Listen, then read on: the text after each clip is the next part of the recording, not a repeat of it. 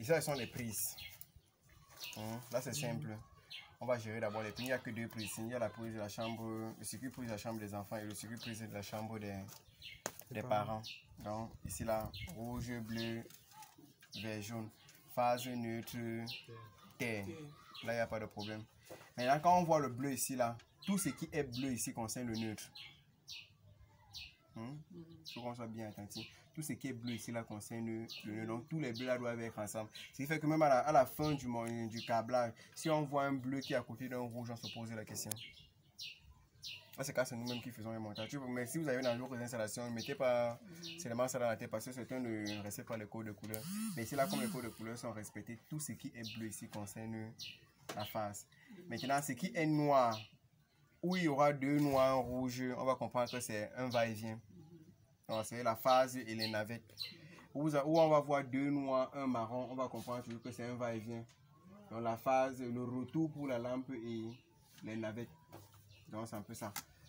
Donc là, ici on va d'abord libérer les deux prises ici. Ceux qui ne payent pas le temps et ceux qui donnent facilement l'argent, on carre les deux ici et puis on quitte tout ça.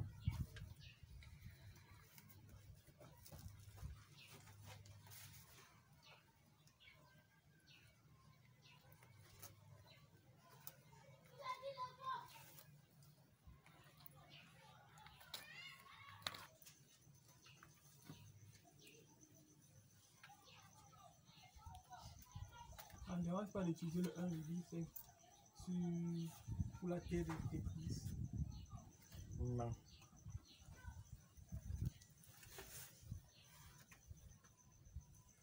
Où le client?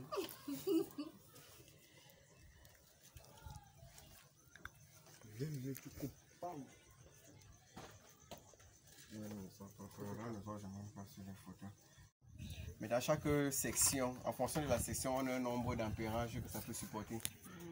Dans le document, vous allez avoir sur le document de formation, il y a un tableau là qui dit le 1,5 en monophasé supporte jusqu'à tel nombre d'ampères. Le 2,5 en monophasé supporte jusqu'à tel nombre d'ampères. 3, 4, 5, ainsi de suite. C'est en fonction du tableau là que tu peux déterminer le câble d'alimentation du bâtiment. C'est que si je prends un câble par exemple de 3 par 6, section de 6 mm, ça peut supporter jusqu'à tel nombre d'ampères. Plus retour, bouton pour soi, chambre, enfant. J'ai 4 fils ici. C'est qu'il faut se comprendre. Quand tu fais bien ta filerie, tu économises. Tu peux aussi faire l'économie du câble. J'ai un va-et-vient que je vais gérer avec les navettes. Les deux marrons, ce sont les navettes. Ceci, les deux noirs, ce sont les navettes. Le marron, s'il va jouer le retour du bouton pour soi. Et la phase, s'il va jouer, le rouge, s'il va porter la phase. Donc, ça va prendre la phase. Je vais mettre la phase ici. Et le bouton pour soi, comme on sait, pour le télérouteur, c'est phase plus retour. Le bouton pour ça prend la phase et ça prend le retour qui va partir à exciter la bobine du télérouteur. On voit les 4 fils ici là. Je vais maintenant chercher d'abord le VV2 de la chambre des enfants ici avant de pouvoir câbler celui-ci. On est ensemble? Donc on cherche le VV2 chambre des enfants. On sait que c'est une gaine qui a 3 fils. Si on a bonne mémoire, ça va être ceci. VV2 chambre 1, chambre des enfants. On voit ici là ça a 3 fils, 2 noirs et un rouge. Donc, le rouge va jouer le rôle de retour ici et les 2 noirs vont jouer le rôle de navette. On vient les mettre directement avec nos 2 autres noirs qui étaient là.